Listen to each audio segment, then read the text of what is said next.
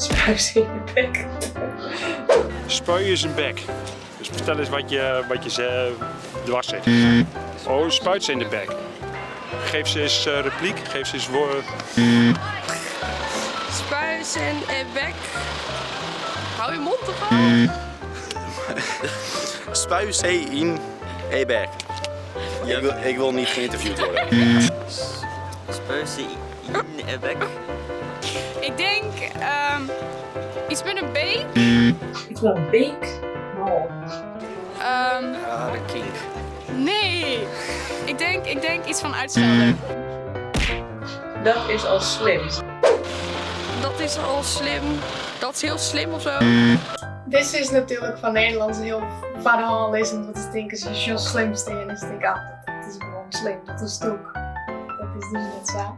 Maar nee, makkelijk om te denken. Dat is al slim. Nou, dat was gewoon knap van mij dat ik dat wist. Nee, dat is al slim. Is dat niet erg? Ja, dat is goed. En jij als Drent had dat moeten weten, hè? Tje? Dat is jammer, joh. Doe je een stand op vinger zeg. Ja. In putje voor die. Putje? In putje voor die. Iets voor jou. Putje is een karawe, natuurlijk. Een afvoerput. Nee. Geld. Nee. In putje voor die. Een muts voor jou of zo. Oké. Poppenslok. Poppenslokjes.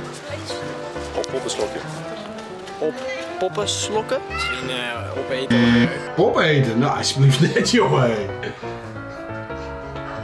Ik kan niet maar. Op poppenslokje. Oh, dat is echt een zin ook. Dat is denk ik iets van sloffen lopen of zo.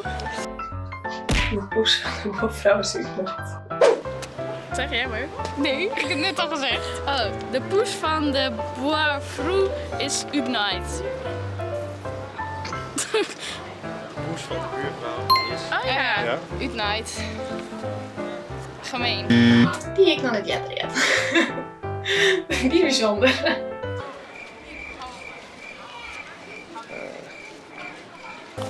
De poes van de buurvrouw is Unite.